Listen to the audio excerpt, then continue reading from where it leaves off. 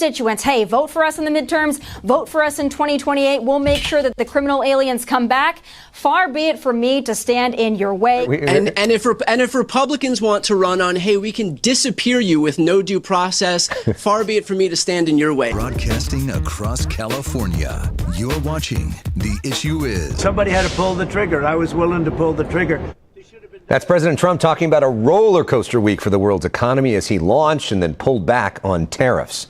Look who we got with us this week for an exclusive Issue Is debate. Brian Tyler Cohen regularly draws millions of viewers to his YouTube page, one of the most followed in progressive politics. He's host of the No Lie with Brian Tyler Cohen podcast, available wherever you stream. Fox News commentator Tomi Lahren is regularly viewed by millions of people on the right. She is host of Tomi Lahren is Fearless, which drops weekdays at 10 a.m. Pacific time on Outkick.com, Fox Nation, and various social channels. Our past shows with Brian and Tomi were among the highest rated and most viewed online shows we've ever done. It's been a few years since we've had them on together. We needed to cool down over that period. So we're excited to welcome both of you back to The Issue Is. Thanks for having us. Thanks for having me. And I would just like to say the last time that I had the pleasure of talking to Brian Tyler Cohen, President Trump was not our president. So it's a great day for me to be here with President Trump back in office, and I can't wait to get into it. Okay, well, let's begin by what President Trump did this week, Tomi. President Trump's tariffs. There is an escalating trade war going on between the U.S. and China, while the president has placed a 90-day pause on most of his reciprocal tariffs on other countries. Wall Street seemed to like that. We've seen huge swings in the stock market. Tomi, what do you think of the president's trade policy? Listen, this is the art of the deal at its best, and I understand that there was some volatility on Wall Street, and that's understandable, and I don't ever want to downplay anybody's concerns when it comes to their finances, their 401k, their retirement. I completely understand the anxiety there, but what President Trump has said, and I believe, is this is less about Wall Street and more about Main Street, and what you're also seeing is this president in action. He's managed to, in a couple of days' time, isolate China from the rest of the world, put them in their place. He's got that 90-day pause. Other countries coming to the table, 70 plus, lining up to make deals with this president. So I'm incredibly happy to see this thing play out. I understand the anxiety. I trust the process. I trust this president. And I think that we're off to the races. Brian, do you trust this president? I don't think that I trust the president any more than most of the country trust the president on the economy right now. The reality is that this is an economic calamity that he has ushered in, and he's done it unilaterally and voluntarily. If we actually do descend into a full-blown recession, which most people, most economists are predicting that we will right now, it'll be the first time that it's done at the hands of an American president for, completely unforced as an error, a completely unforced error. The reality is that the stock market is tanking. All of our indexes are in correction territory. If a Democratic president did this, Tomi would be apoplectic at the ruin that has been ushered in. And the only time there was some momentary reprieve in the stock market is when Donald Trump himself caved on his own policy. And finally, Tomi, you had mentioned that we're isolating China on the world stage. There's reporting now that Japan and South Korea are negotiating trade deals with China to go around American tariffs. There's reporting that the EU is working with China to eliminate those tariffs for EVs. So I'm concerned that you're not familiar with which country, in fact, is actually being isolated on the world stage. Doesn't look like it's China. China needs us far more than we need China, as goes for the rest of the world. I understand the global economy, and I understand the anxiety here and the market reacting to it. But it's pretty simple. The way things were going was unsustainable. This president understands that. So that's why he was elected in many ways, for total upheaval. The Democrats are the party of the status quo. Keep everything the same, simply just grow government, have more government jobs. This president doesn't see it that way. He believes in America, and he believes in the American people. Not only does he want to bring industry and business back to this country, good paying jobs for hardworking blue collar Americans, but he also understands that he is in a position uniquely to negotiate with the rest of the world, including China. This president is not inflexible. He said he's willing to make deals. He's welcoming these other countries to make deals. But I would say trust the American. This is only going to work can work but for so long. If he's able to get these people to the table by basically threatening them, by basically forcing their hand, and it works, hooray for Trump, But if it doesn't, I think we're fucked.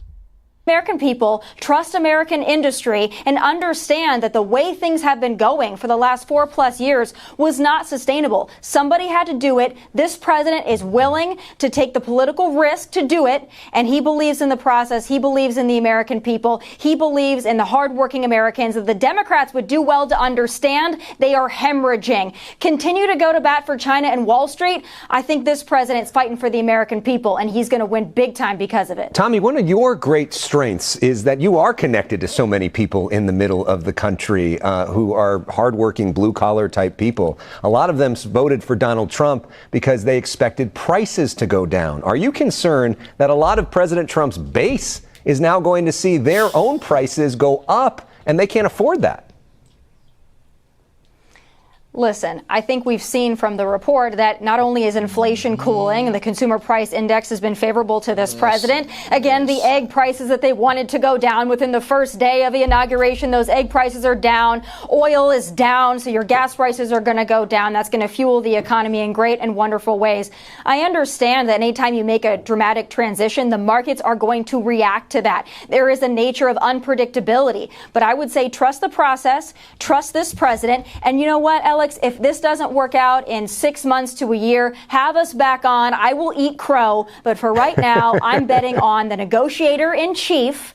I believe he's bringing these countries to the table. He's the president of the United States. This country is the most powerful economy in the world. And it's about time that we get some fair and better trade deals for the United States and the American people. And that's what this president's doing. And Brian, I mean, Tommy talks about this, but policies like NAFTA, a lot of folks in the middle of the country felt really hurt them, really hurt manufacturing and did not help them, even though it made Wall Street richer. What about those folks?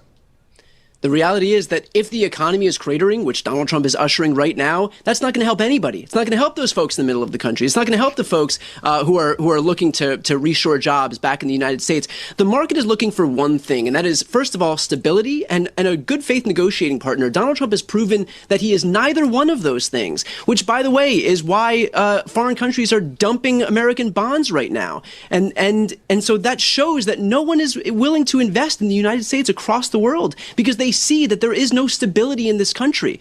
And we talk about our trading partners. We've shown nothing but hostility to our trading partners. We've shown nothing but hostility to Mexico, to Canada. And so are these people going to be more likely to invest in the United States, more likely to get into business with Donald Trump, or less likely? We like to think of ourselves as this global behemoth that's beyond the reach of all of these other foreign countries, but we live in a globalized economy right now. And the fact is that we're not going to be able to do a lot of what we rely on other countries to do right here in the United States. We rely on a global economy. And right now, Donald Trump is doing nothing but making it more difficult for us to be able to negotiate those deals. And if he's tanking the economy in the meantime, that's not going to help anybody, whether they're in the middle of the country or on the coast of the country, whether they're Democrats or Republicans. We're talking with Tomi Lahren on the right, Brian Tyler Cohen on the left. Let's talk about immigration now. We have seen a massive drop-off in illegal border crossings after President Trump has really cracked down in immigration. Biggest changes probably of anything he's done from the Biden administration. There are also a series of lawsuits, though, claiming that the administration is rushing to deport people who legally have a right to be here. The administration admitting, at least in one instance, they did make a mistake. Tommy, this is your issue. What do you make of President Trump's approach to immigration? And what do you say to critics who feel like he's rushing it and some people are getting... If you are an illegal alien, you have no legal right to be in this country, so you're not getting caught up in anything. I would just say that. I can't wait to talk about the so-called administrative error, and I can't wait to listen to Brian Tyler Cohen defend criminal illegal aliens. That's a wonderful hill for Democrats to die on. I encourage you to continue doing that. But I'll tell you this. President Biden said it couldn't be done. He said you cannot secure the border without the bipartisan border bill. Well, I guess that was a lie, just like everything else they fed to us during those 4 years where we essentially had a vegetable in office. It can be done. President Trump has managed to do it in less than 3 months. When you had border crossings, thousands a day, and now you're down to about a handful of gotaways, if that. I think this is an incredible success. Not only are we deporting criminal illegal aliens, we're keeping people from coming into this country illegally so we don't have to deal with the problem of deporting criminal illegal aliens. I would just like the names of these quote-unquote illegal aliens. Like, I would like to know who's being kicked out of the country. Like, are they actually getting due process, or is Or is he just kicking people out like with no regard? Just like, hey, get the fuck out of my country with zero proof. They can do that to anybody. They can do that to anybody, and I don't think that can't consistently keep going unchecked. But I don't know. 5-10 years down the road, this is an incredible success. President Trump has been able to do it in rapid speed, and there's nobody getting caught up that has a legal right to be here. You come into this country illegally, you are up for deportation. That might make Democrats mad, but I think that most of us on the right and the country that voted for this. I think that's a fucking problem. Like, I don't think anybody on the left said, oh, if you're here illegally, then you should not be deported, or you should not be, removed until proper documentation is has been presented. I don't think that was an argument that the left made. I think the thing is how are we going to go about it? How is this going to get done? Like, the Democrats actually wanted an actual solution. Republicans just wanted to put a Band-Aid over it. And I don't think they understand that. Okay, well, now it's all looking good, but this is not something that's going to hold. You can't put a Band-Aid over a humongous gash. But are quite happy with what's going on. Brian, what's wrong with that?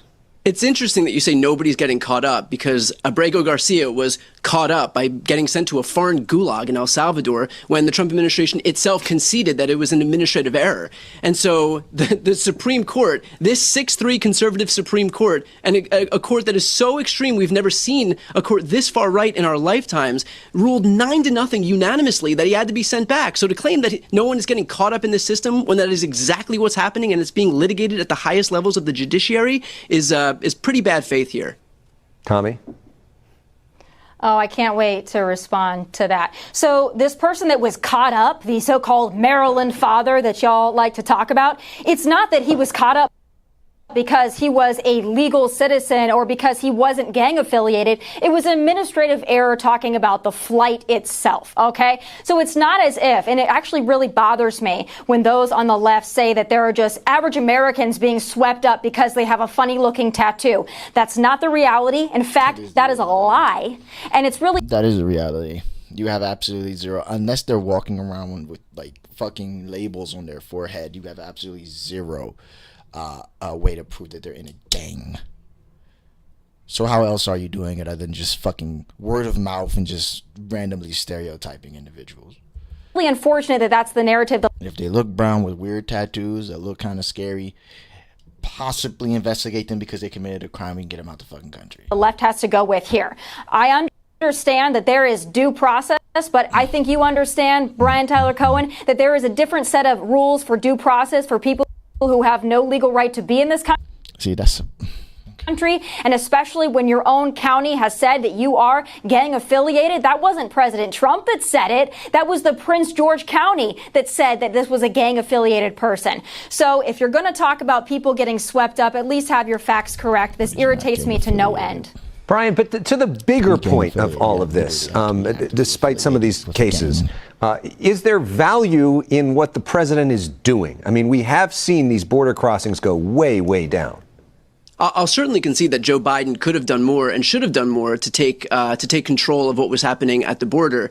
And in fact, his unwillingness to do that is largely what created the political environment for Trump to be able to exploit a lot of the pain that Americans were feeling as it relates to immigration. But that's still no excuse for Donald Trump to engage in this lawless deportation effort for people who haven't had due process to the point where the courts had to step in. I know that you're trying to make some weird distinction between due process rights for people who are Americans or legal residents, as was the case with Abrego Garcia. But the Constitution says that if you are here, you are entitled to due process. And that is not what these people are getting. That is why the courts had to order them sent back. That's why the courts had to order the planes get turned around. Yeah, exactly, Brian. And I think what Tommy is trying to do is trying to create this thought process. He's trying to convince us that, hey, the Constitution exists, but it only exists for a specific amount of people. She's trying to preach to people who are just not fucking educated on the topic. If you are here, you do get due process. You aren't just tossed out like a piece of trash. There has to be a process. There has to be paperwork. Something has, like, we can't just be like disappearing people randomly. There has to be some sort of accountability if you get it wrong, which they got it wrong. So I don't understand why Republicans or conservatives are making up this shit as if the Constitution doesn't apply, only applies to certain people. It doesn't make any sense. And of course, the Trump administration opted to defy it. Not before we have folks like J.D. Vance who came on Twitter trying to beat his chest about how great it was that these people were deported, and how no court would push back on this when the Supreme Court and all the federal judiciary is doing exactly that. But the reality is that these people are entitled to due process, and if you believe in what you're saying, which presumably the Trump administration does, they should have no problem proving this stuff in court. Tommy?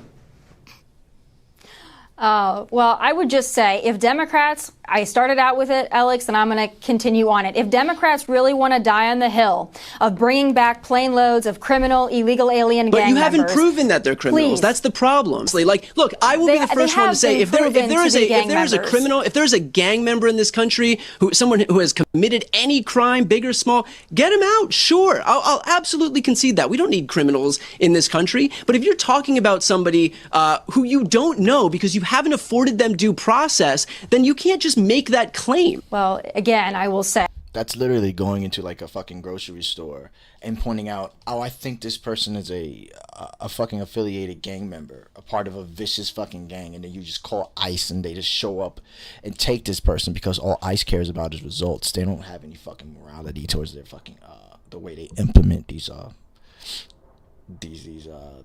instances. I don't get it. I don't know where they're coming. I don't understand it. Like, what is so difficult to? I think when it comes to criticizing Donald Trump, it feels as if I feel like they think people like Tommy think it's a death sentence for their political career, for their podcast career, for their career if they wanted to pursue potential actual government positions. I think that they feel like that's career suicide. No, you can't speak negatively about Trump, even though you would be right. Even though if you speak negatively about what's going on with immigration right now and how it's being done without due process, and you're a conservative, you can speak on that, and it doesn't make you left wing. That means that you actually stand up for your Constitution, and people can have a fight about the Constitution and the rights that are being taken away via Constitution, like abortion and so on. But there are certain instances that are just, it is absolute in the Constitution that you can't just yank somebody from a barbershop or yank somebody from a grocery store, say that they're a fucking gang member without proving it, and then disappearing them so that their friends and family don't even know where they're at. It's not difficult.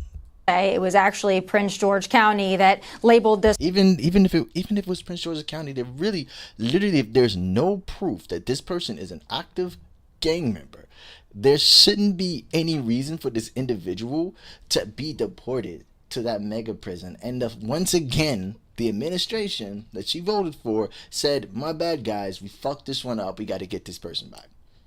Or they didn't even say that the Supreme Court said he had to get it back. But they literally said, hey, we fucked this up. This person wasn't supposed to be a part of this. She's still sitting here trying to defend it, saying that Prince George said that's not the fucking point. This person like criminal a gang member, and he is in fact an illegal alien. But we can go anecdotes aside. We can argue over the Maryland father all day long. I'd be happy to do it. I've done a deep dive into this particular case. But the fact remains, President Trump is not only securing our border, but he is deporting criminal, illegal aliens. If Democrats want to stand in the way of that, and they want to tell their constituents, hey, vote for us in the midterms, vote for us in 2028, we'll make sure that the criminal aliens come back. Far be it for me to... This is fucking fear-mongering again. The position of the left isn't necessarily do not deport these people, right? If they are here legally, they still should have due process. If you have crossed the border and you're here illegally without documentation, and yes, of course, you have to go through this process. If you do not go through this process, you will be removed from this land or removed from America. That's just the rules, right? We understand that. I don't disagree with that, right? I feel like whoever's here now, start a process and get them legitimized and then continue. See, right now you're saying that Donald Trump has the border on lock. Okay, here's a perfect opportunity for the people who are here undocumented to get documented. Give them the opportunity to do that. keep doing what you're doing with the border, and I'll fucking concede that they did a hell of a fucking job with immigration.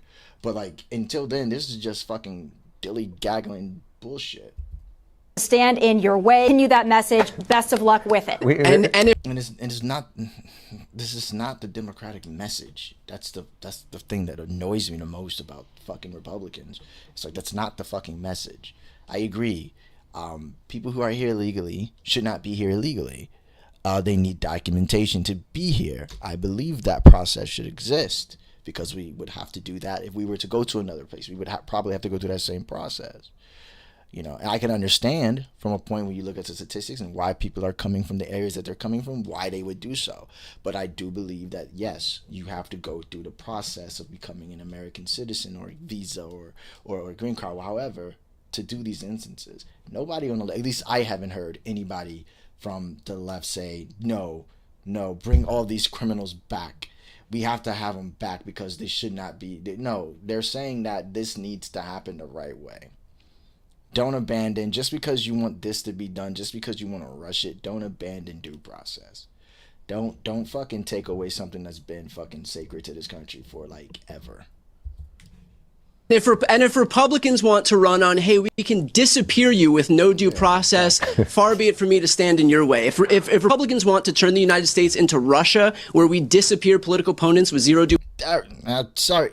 Yes, that's exactly where I was about to go. Like it's Russia. Literally, you're turning America to a fascist state. If people don't understand it, this is where it's headed. Whether it's intentional or unintentional, it's headed towards a fascist regime. Due process, sending them to foreign gulags somewhere, if that's really what you're running on,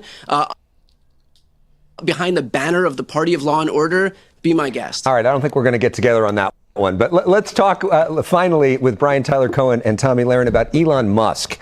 His move to cut government waste has gotten about as much attention as anything in Washington. This week, he lowered Doge's projected savings to $150 billion. Brian, how do you think the Doge experiment is working? Well, I think the fact that he's gone from $1 trillion in savings down to $150 billion in savings, I'm not great at math, but it sounds like an 85% reduction, if I have that correct. Correct me if I'm wrong. But isn't that better than nothing?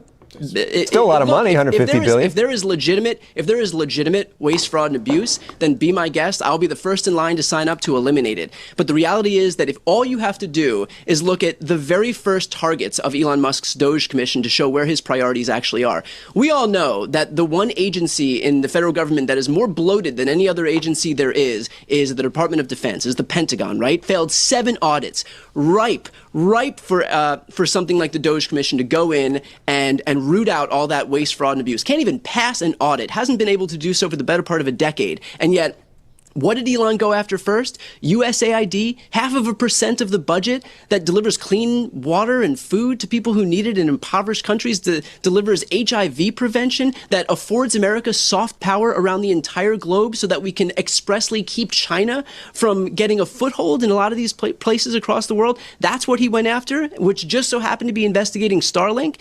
He went after the Consumer Financial Protection Bureau, which would have had oversight over Elon's efforts to turn X into some payment processing system, went after the EPA, which of course has regulatory authority over Tesla, went after the Department of Labor, went after the National Labor Relations Board. All of these agencies that Elon's gone after just so happen to either be regulating him, imposing fines on him, having some oversight onto him, and those are the ones that were gutted at his hands. And yet, meanwhile, it took God knows how long for him to look at the Department of Defense, and yet we just found out that the DoD's budget is not decreasing, but increasing if Donald Trump gets his way to $1 trillion. Tomi, your thoughts? I mean, there are a whole lot of people that support the military.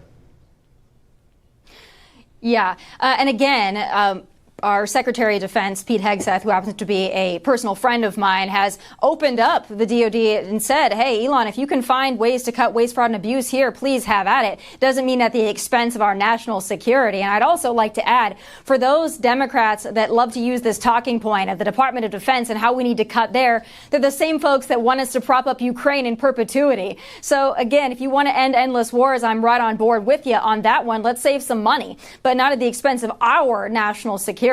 I'll also say this, if you're cutting 150, if you're cutting $1 billion. Boy, what would LA do with $1 billion to rebuild after those catastrophic LA wildfires that your mayor was MIA during, right? I think that $1 billion would go a long way to a lot of folks.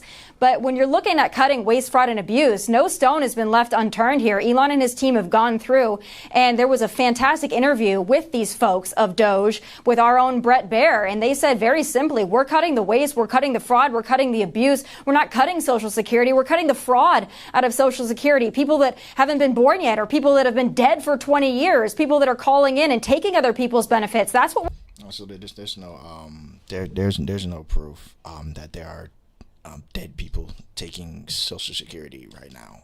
They're probably dead people who are still on Social Security because, they were on Social Security, but they're not getting any benefits.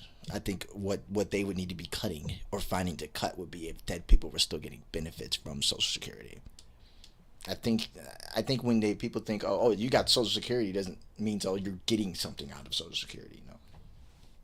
I don't think people's Social Security just fucking evaporates after I could be wrong. Maybe if I pass, my Social Security would just flag. It would be dust in the wind. I don't know. we're going after. So again, if the Democrats want to die on the hill of we need more foreign aid workers and we need more waste, fraud, and abuse and more government employees, have at it, guys. I don't know if this message is resonating with the average American. I think you and I can both agree that if these folks are committing fraud, that is a serious crime, probably the most serious crime that you could commit. And I mean, anybody who is committing fraud would obviously be charged, tried, convicted. And so can you explain to me how we've been hearing this talking point about fraud, all this fraud is getting eliminated over and over and over again, and yet not a single charge has been filed. So if there's all this fraud that Elon Musk is tweeting about on a daily basis, that Fox is hosting interviews to discuss, where are the charges? I can't wait for those charges to. They probably, Brian. They've probably been deported already. They've probably been removed and disappeared without due process. So we won't be seeing those individuals anymore. Come down. As you know, it takes a little while to formally charge somebody, but first you identify it. You identify the problem. Well, you also been Brian. I mean, to that point, Brian, you heard about all President Trump's issues coming at the beginning of the Biden administration. Then it took years for there to be charges against him. A lot of Democrats felt like that took way too long. But I mean, that is part of the way the Department of Justice works, right? Well, I truly hope that we can have this discussion again once we finally get these elusive fraud charges that we've been hearing so much about, to the tune of billions and billions of dollars, thousands of people presumably or reportedly getting all of these Social Security benefits that are 100, 200, 300 years old. So I would love to come back and have that discussion once we finally get those elusive fraud charges filed. Okay. And Tommy, real quickly, though, I mean, there's bloat in the Department of Defense. No, I mean, it's one of the most bloated organizations there is. Oh, listen, you're not going to get any argument from me about bloat in the federal government in general. There's a lot of areas that we can cut, certainly, and I have no issue with that. Of course, I don't want to downgrade our military capabilities. Right. I think we certainly need to have money for that, no doubt, because of all the wars started under the Biden administration. But yes, I'm completely open to cutting wherever you can cut. If there is redundancies, if there is waste, we're about to go. If I'm not mistaken, and I'll read up on this, but I believe there are troops headed to the Panama right now, and I don't think Greenland's gonna go, with the whole little, be mine shit. So I would hold off on that comment now. There's fraud, there's abuse, there's money being spent on furniture for buildings that nobody's showing up to. Let's cut it. And the alternative here, I know the Democrats are so up in arms about this, but the alternative is what we have been doing, which is we're not going to look for the waste, fraud, and abuse, or even if we do look for it, we're going to turn a blind eye. We're not actually going to cut it out. Both parties are obviously guilty of that. So let's identify where this waste, fraud, and abuse and let's cut it out. If it's $1 trillion, fantastic. If it's $150 billion, I say that's still a win in my book. Just give credit where credit's due. Maybe it'll take a little while. Again, it's been 3 months, Brian, but let's come back in 6 months and let's see what's able to get done. And then I hope that you guys are singing the praises of Elon Musk and you'll stop lighting the Teslas on fire. Well, both of you have offered to eat crow in different ways during this debate, which means we have to come back and do it again. But as we wrap things up, though, I always like to look for areas of agreement, maybe through pop culture. So we're going to play personal issues. This is the first thing that comes to mind to you culture-wise, and see if we can find any areas of agreement in 30 seconds. Tomi Lahren, what's your favorite TV show you've watched recently? Oh, boy, I think it'd have to be Paradise, an excellent show streaming on Hulu. On Hulu, it's great. Brian? Severance. Okay, Severance is a good one. Tomi, what's your favorite book that you've read recently? Oh boy. Well, I always go back to The Gift of Fear. It's a fantastic book for young ladies out there. I highly suggest everybody, especially young women, read that book by Gavin de Becker. And Brian? Latest book I read that was great was Mallory McMorrow's Hate Won't Win. And finally, Brian Tyler Cohen, if invited, would you go on Gavin Newsom's podcast? Sure, I'll be happy to go on Gavin Newsom's podcast. Tomi Lahren, if invited, would you go on Gavin Newsom's podcast? Listen, I've been waiting for my invite. He follows me on X. I know he knows who I am. He knows that I read all up on Gavin Newsom. I would love to go on his Vanity podcast. I'm waiting for my invite. I don't think to date he's had a female, certainly not a female conservative on. So, all right, Gavin, anytime. I couldn't go this entire time without at least letting you get that in. Tomi, Brian, thank you. I hope it happens because I'd love to watch that. Either one of you would be interesting.